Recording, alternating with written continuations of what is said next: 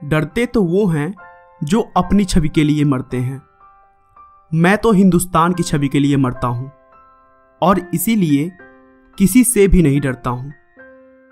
ऐसा कहना है दुनिया के सबसे शक्तिशाली लोगों में शामिल भारत के सबसे लोकप्रिय प्रधानमंत्री नरेंद्र मोदी का, जिन्हें हमारे देश की राजनीति की वजह से आप प्यार करें या फिर नफरत, लेकिन उनके कार्यों को अनदेखा नहीं कर सकते।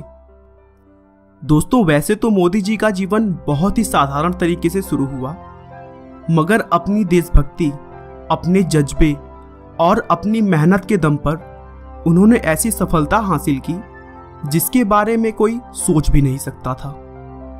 वे एक बेहद ही गरीब परिवार में पैदा हुए। अपने बचपन के दिनों में जब बच्चे खेलने कूदने में अपना समय व्यतीत करते हैं, तब उन्होंने अपने घर की आर्थिक सहायता के लिए अपने पिता की दुकान में हाथ बटाई और ट्रेन के डिब्बों में जा जाकर चाय बेची। लेकिन दोस्तों, अगर आपके अंदर अपने देश के लिए कुछ कर जाने की इच्छा हो ना, तो कोई भी लक्ष्य कठिन नहीं रह जाता। कौन कहता है कि आसमां में सुराख नहीं हो सकता? एक पत्थर तो तबीयत से उछालो यारो। आइए दोस्तों, हम शुरू से मोदी जी के चाय बेचने से लेकर प्रधानमंत्री बनने तक के अद्भुत सफर को डिटेल में जानते हैं। नरेंद्र मोदी का जन्म 17 सितंबर 1950 को बॉम्बे राज्य के मेहसान जिले में वडनगर नाम के गांव में हुआ था। दोस्तों, बता दूं कि बॉम्बे राज्य पहले भारत का ही एक राज्य था, जिसे 1 मई 1960 में अलग कर गुजरात और महाराष्ट्र बना दिया गया। तो इस तरह अब मोदी जी का जन्म स्थान गुजरात राज्य के अंतर्गत आता है। नरेंद्र मोदी के पिता का नाम दामोदर दास मूलचंद मोदी था और मां का नाम हीराबेन मोदी है। जन्म के समय उनका परिवार बहुत ही गरीब था और वे एक छोटे से कच्चे मकान में रहते थे। नरेंद्र मोदी अपने माता पिता की कुल 6 संतानों में तीसरे पुत्र हैं। मोदी के पिता रेलवे स्टेशन पर चाय की एक छोटी सी दुकान चलाते थे, जिसमें नरेंद्र मोदी भी उनका हाथ बटाते थे और रेल के डिब्बों में जा जाकर चाय बेचते थे। लेकिन हाँ, चाय की दुकान संभालने के साथ साथ मोदी पढ़ाई लिखाई का भी पूरा ध्यान रखते थे।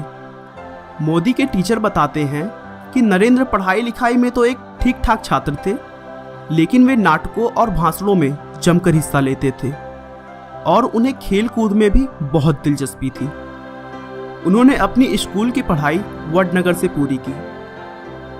सिर्फ 13 साल की उम्र में नरेंद्र मोदी की सगाई यशोदाबेन चमनलाल के साथ कर दी गई और फिर 17 साल की उम्र में उनकी शादी हो गई। फाइनेंशियल एक्सप्रेस की एक न्यूज के अनुसार नरेंद्र और जसोदा ने कुछ वर्ष साथ रहकर बिताए, लेकिन कुछ समय बाद नरेंद्र मोदी के इच्छा से वे दोनों एक दूसरे के लिए अजनबी हो गए। लेकिन नरेंद्र मोदी के जीवन लेखक ऐसा नहीं मानते हैं। उनका मानना है कि उन दोनों की शादी जरूर हुई, लेकिन वे दोनों एक साथ कभी नहीं रहे। शादी के कुछ वर्षों बाद नरेंद्र मोदी ने घर छोड़ दिया और एक तरह से उनका वैवाहिक जीवन लगभग समाप्त सा हो गया। नरेंद्र मोदी का मानना है कि एक शादीशुदा के मुकाबले अविवाहित व्यक्ति भ्रष्टाचार के खिलाफ ज्यादा जोरदार तरीके से लड़ सकता है, क्योंकि उसे अपनी पत्नी, परिवार और बाल बच्चों की कोई चिंता नहीं रहती। बचपन से ही मोदी में देशभक्ति कूट कूट कर भरी थी। 1962 में जब भारत चीन युद्ध हुआ था, उस समय मोदी रेलवे स्टेशन पर जवानों से भरी ट्रेनों में उनके लिए खाना और चाय लेकर जाते थे। 1965 में भारत पाकिस्तान युद्ध के समय भी मोदी ने जवानों की खूब सेवा की थी। 1971 में वे आरएसएस के प्रचारक बन गए और अपना पूरा समय आरएसएस को देने लगे। वे वहां सुबह 5 बजे उठ जाते और देर रात तक काम करते। प्रचारक होने की वजह से मोदी जी ने गुजरात के अलग अलग जगहों पर जाकर लोगों की समस्याओं को बहुत करीब से समझा और फिर भारतीय जनता पार्टी का आधार मजबूत करने में इंपॉर्टेंट रोल निभाया।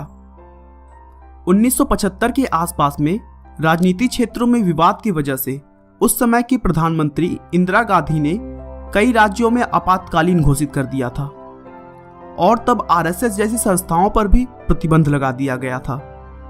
फिर भी मोदी चोरी छिपे देश की सेवा करते रहे और सरकार की गलत नीतियों का जमकर विरोध किया। उसी समय मोदी जी ने एक किताब भी लिखी थी जिसका नाम संघर्ष माँ गुजरात था। इस किताब में उन्होंने गुजरात की राजनीति के बारे में चर्चा किया था। उन्होंने आरएसएस के प्रचारक रहते हुए 1980 में गुजरात विश्वविद्यालय से राजनीति विज्ञान में पीजी की डिग्री प्राप्त की। आरएसएस में बेहतरीन काम को देखते हुए उन्हें भाजपा में नियुक्त किया गया, जहां उन्होंने 1990 में आडवाणी की अयोध्या रथ यात्रा का भव्य आयोजन किया, जिससे भाजपा के सीनियर लीडर्स काफी प्रभावित हुए। आगे भी उनके अद्भुत कार्य की बदौलत भाजपा में उनका महत्व बढ़ता रहा। आखिरकार मोदी की मेहनत रंग लाई और उनकी पार्टी ने गुजरात में 1995 के विधानसभा चुनाव में बहुमत में अपनी सरकार बना ली। लेकिन मोदी से कहासुनी होने के बाद शंकर सिंह बघेला ने पार्टी से रिजाइन दे दिया। उसके बाद केशुभाई पटेल को गुजरात का मुख्यमंत्री बना दिया गया और नरेंद्र मोदी को दिल्ली बुलाकर भाजपा में संगठन के लिए केंद्रीय मंत्री का रिस्पॉन्सिबिलिटी दिया गया। मोदी जी ने इस रिस्पॉन्सिबिलिटी को भी बखूबी निभाया। 2001 में केशुभाई पटेल की सेहत बिगड़ने लगी थी और भाजपा चुनाव में कई सीटें भी हार रही थी। इसके बाद भारतीय जनता पार्टी ने अक्टूबर 2001 में केशुभाई पटेल की जगह नरेंद्र मोदी को गुजरात के मुख्यमंत्री पद की कमान सौंपी। नरेंद्र मोदी ने मुख्यमंत्री का अपना पहला कार्यकाल 7 अक्टूबर 2001 से शुरू किया। इसके बाद मोदी ने राजकोट विधानसभा चुनाव लड़ा, जिसमें उन्होंने कांग्रेस पार्टी के अश्विन मेहता को बड़े अंतर से मात दी। मुख्यमंत्री पद पर रहते हुए मोदी ने बहुत ही अच्छी तरीके से अपने कार्यों को संभाला और गुजरात को फिर से मजबूत कर दिया। उन्होंने गांव-गांव तक बिजली पहुंचाई, टूरिज्म को बढ़ावा दिया, देश में पहली बार किसी राज्य की सभी नदियों को एक साथ जोड़ा गया, जिससे पूरे राज्य में पानी की प्रॉब्लम सॉल्व हो गई। एशिया के सबसे बड़े सोलर पार्क का निर्माण भी गुजरात में ही हुआ और इन सब के अलावा भी उन्होंने बहुत सारे अद्भुत कार्य किए और देखते ही देखते गुजरात को भारत का सबसे बेहतरीन राज्य बना दिया और वह खुद गुजरात के सबसे लोकप्रिय मुख्यमंत्री बन गए। लेकिन उसी बीच मार्च 2002 में गुजरात के गोधरा कांड से नरेंद्र मोदी का नाम जोड़ा गया। इस कांड के लिए न्यूयॉर्क टाइम्स ने मोदी प्रशासन को जिम्मेदार ठहराया और फिर कांग्रेस सहित अनेक विपक्षी दलों ने उनके इस्तीफे की मांग की। दोस्तों, गोधरा कांड में 27 फरवरी 2002 को गुजरात के गोधरा नाम के शहर में रेलवे स्टेशन पर साबरमती ट्रेन के S6 कोच में आग लगाए जाने के बाद 59 लोगों की मौत हो गई थी, जिसके बाद पूरे गुजरात में सांप्रदायिक दंगे होना शुरू हो गए और फिर 28 फरवरी 2002 को गुजरात के कई इलाकों में दंगा बहुत ज्यादा भड़क गया, जिसमें 1200 से अधिक लोग मारे गए। इसके बाद इस घटना की जांच के लिए उच्चतम न्यायालय ने विशेष जांच दल बनाई और फिर दिसंबर 2010 में जांच दल के रिपोर्ट के आधार पर फैसला सुनाया कि इन दंगों में नरेंद्र मोदी के खिलाफ कोई ठोस सबूत नहीं मिला। नरेंद्र मोदी ने गुजरात में कई ऐसे हिंदू मंदिरों को भी ध्वस्त कराने में थोड़ा सा भी नहीं सोचा जो सरकारी कानून कायदों के मुताबिक नहीं बने थे। हालांकि इसके लिए उन्हें विश्व हिंदू परिषद जैसे संगठनों का भी विरोध झेलना पड़ा, लेकिन उन्होंने इसकी थोड़ी सी भी परवाह नहीं की और देश के लिए जो सही था उसी काम को करते रहे।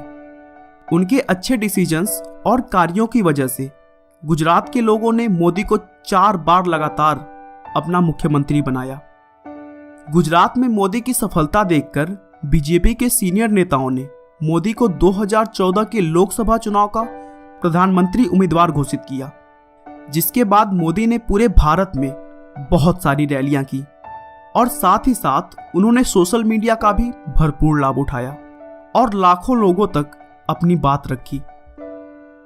मोदी के अद्भुत विकासशील कार्य, उनके प्रेरणादायक भाषण, देश के लिए उनका प्यार और उनकी सकारात्मक सोच की वजह से उन्हें भारी मात्रा में वोट मिले और वे भारत के 15वें प्रधानमंत्री बने। दोस्तों, नरेंद्र मोदी एक बहुत ही मेहनती व्यक्ति हैं।